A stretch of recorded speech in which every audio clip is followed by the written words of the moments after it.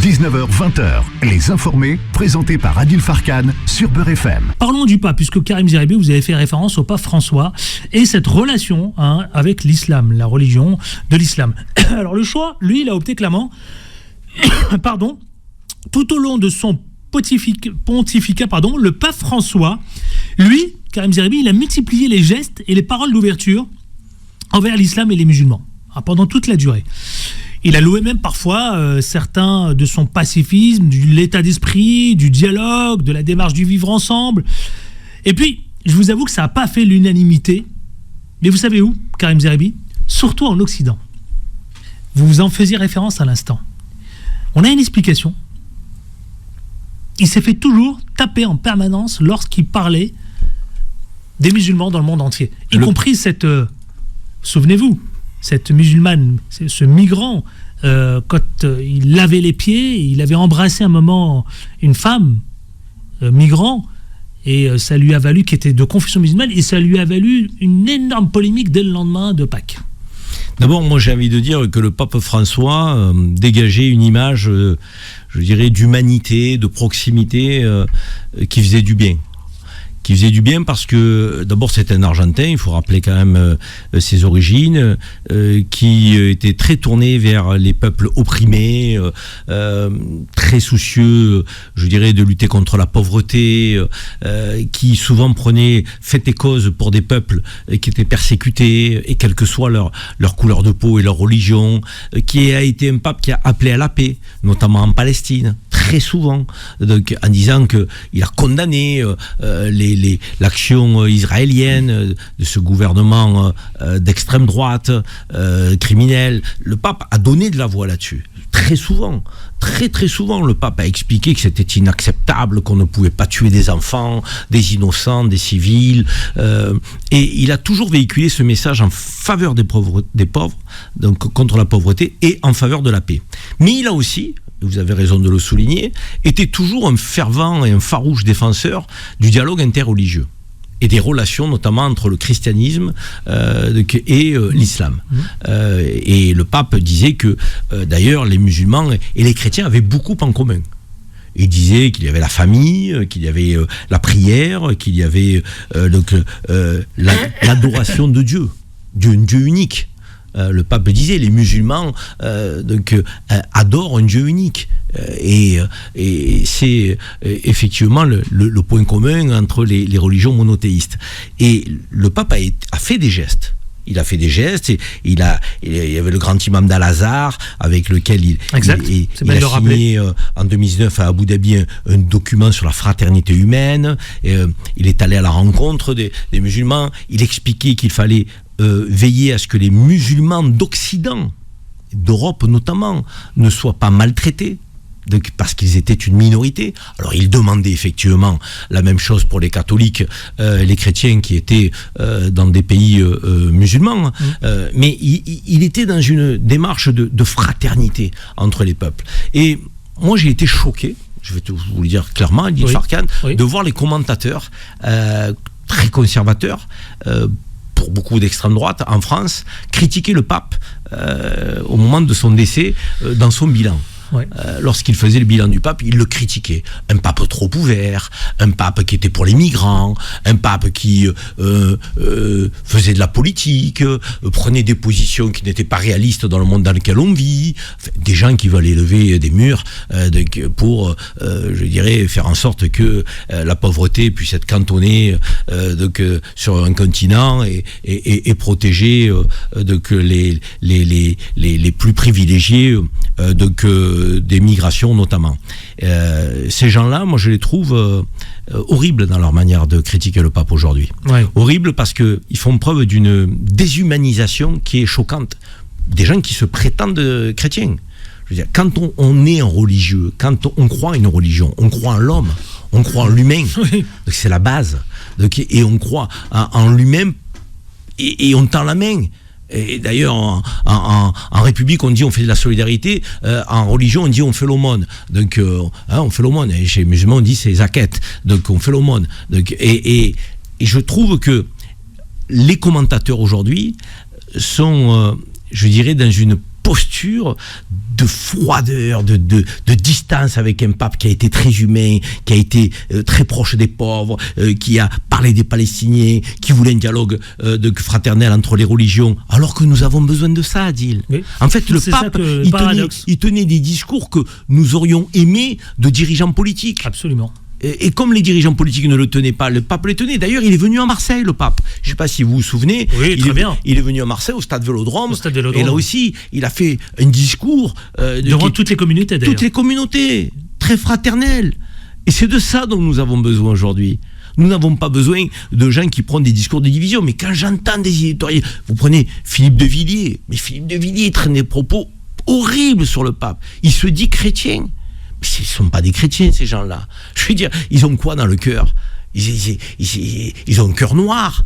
Ils n'ont pas un cœur ouvert, ils n'ont pas un cœur tolérant, ils n'ont pas un cœur fait d'amour. On ne dit pas qu'il ne faut pas ne pas gérer les flux migratoires. On ne dit pas qu'il faut accueillir toute la misère du monde. On ne dit pas que, à un moment donné, je dirais, la France doit faire état d'une générosité. Elle est déjà généreuse, on le sait, on le dit. Mais à un moment donné, tu peux pas avoir des discours de frontières, des discours de fermeture, des discours où tu élèves des murs en permanence dans le monde dans lequel on vit. C'est sûr. Je veux dire, et le pape, je trouve qu'il était juste de ce point de vue. Donc, moi, je salue sa mémoire, paix à son âme, et j'espère qu'on aura un pape aussi généreux, aussi ouvert, aussi proche des gens, aussi défenseur des peuples opprimés, pour l'autodétermination des peuples, aussi favorable au dialogue interreligieux, parce que si nous avons un pape très conservateur qui est replié sur lui-même, avec déjà des politiques en Europe qui tendent vers l'extrême droite, alors je pense qu'on aura un mauvais message qui sera adressé par une religion qui est fort respectable, qui est la religion catholique et la religion chrétienne. Karim Zeribi, vous avez fait référence, vous avez parlé de Gaza, c'est vrai. Gaza était essentiel à sa vie. Le pape du Vatican n'a jamais oublié Gaza dans ses prières. Jamais. D'ailleurs, il priait beaucoup pour Gaza et notamment la paix. Vous en parliez, la voix de paix du pape François qui, selon les personnalités à Gaza, souhaite qu'elle ne s'éteindra jamais, justement. Alors, est-ce que celui qui, dans quelques jours, maximum dans quelques semaines, on aura le nom du nouveau pape. Il se dit, Karim Zeribi, que ce nouveau pape, selon quelques infos que j'ai glanées, qu'il sera peut-être plus conservateur, parce qu'au regard de ce qui se passe dans le monde, plus conservateur parce que le monde va mal, parce que il y a des questions qu'il faut résoudre. Et puis la question aussi du conflit israélo-palestine. Est-ce qu'on peut craindre, avec l'arrivée de ce nouveau pape, justement qu'il soit encore plus conservateur, alors que le pape François était révolutionnaire, était justement pour faire avancer justement le christianisme? On doit espérer que le pape qui sera nommé par le conclave, qui va se réunir d'ici une dizaine de jours, certainement fasse émerger et puisse nommer un pape progressiste. Et un pape progressiste, c'est quoi ? C'est un pape qui est ouvert sur le monde, avec une approche qui n'est pas partisane, avec une approche qui est celle effectivement du cœur, qui est celle de l'humanité avant tout, qui est celle de la paix. C'est cette approche-là que l'on attend d'un religieux, quel qu'il soit, et d'un pape en particulier. Et c'est vrai que le pape François a souvent parlé des Palestiniens, mais les Palestiniens, parce qu'il y a des Palestiniens musulmans, mais il y a aussi des Palestiniens chrétiens. Et il y a en Israël et à Jérusalem en particulier des lieux symboliques des trois religions du livre, et en l'occurrence le pape défendait l'idée du vivre ensemble possible. Alors lorsque l'on voit les images de ces derniers jours à Jérusalem, on a vu des chrétiens qui étaient frappés par les autorités israéliennes, qui étaient maltraités. Et il y a une forme de persécution, pas seulement des Palestiniens musulmans, mais aussi des chrétiens dans cette partie du monde. On voit bien qu'il y a cet extrémisme aujourd'hui du gouvernement d'extrême droite messianique de Netanyahou veut balayer d'un revers de main tout ce qui n'est pas juif extrémiste, et il y a un problème là. Et c'est vrai que quand un pape donne de la voix au nom des chrétiens, c'est important.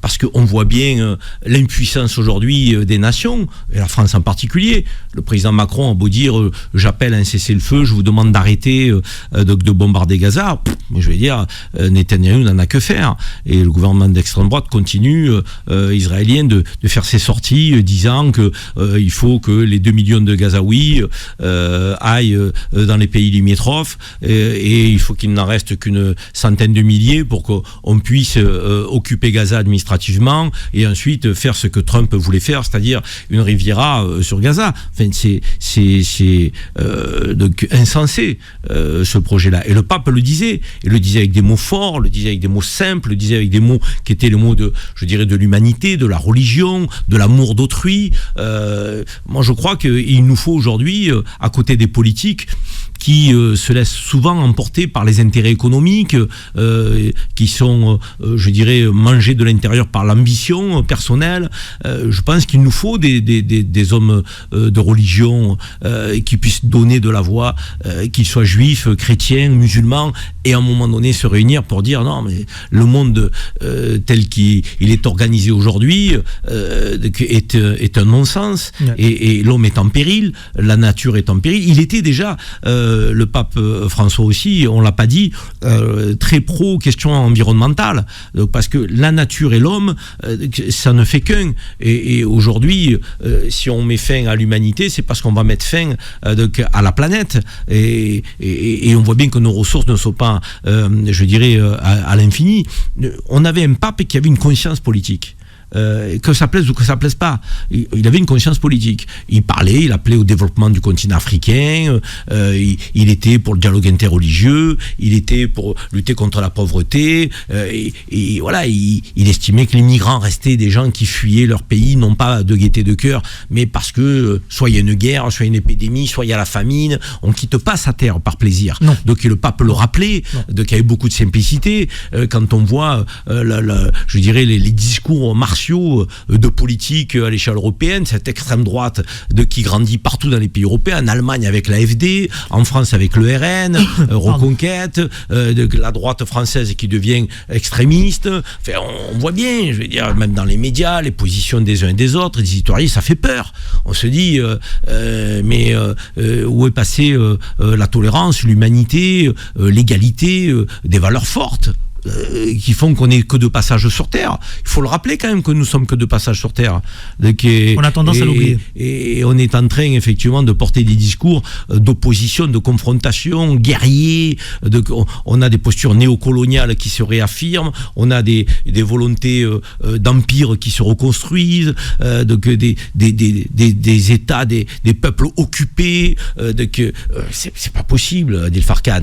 Donc oui, j'espère qu'il y aura un pape qui sera pas néoconservateur. J'espère qu'il y aura un pape qui sera ouvert, et j'espère qu'il y aura un pape qui fera passer des messages positifs, humains, à la communauté mondiale, et qui sera à la hauteur du pape François, qui a lutté aussi beaucoup contre les abus sexuels dans l'Église. C'était un tabou, et je vais dire, nous on n'a jamais profité de cette situation pour pointer du doigt les catholiques ou la religion chrétienne.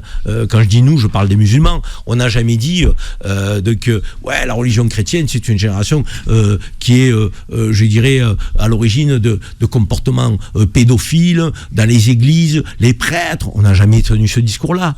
C'est pour ça qu'on n'accepte pas que l'on tienne un discours concernant l'islam avec la relation qui serait celle à l'extrémisme ou au terrorisme. On ne l'accepte pas.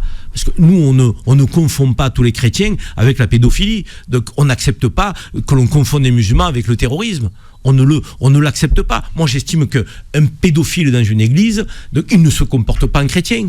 Comme un terroriste en islam, il ne se comporte pas en musulman. Il faut le rappeler. Donc, il faut le rappeler. Oui. Donc nous, on ne fait pas d'amalgame. Donc moi, je lutte contre ceux qui veulent salir la religion catholique.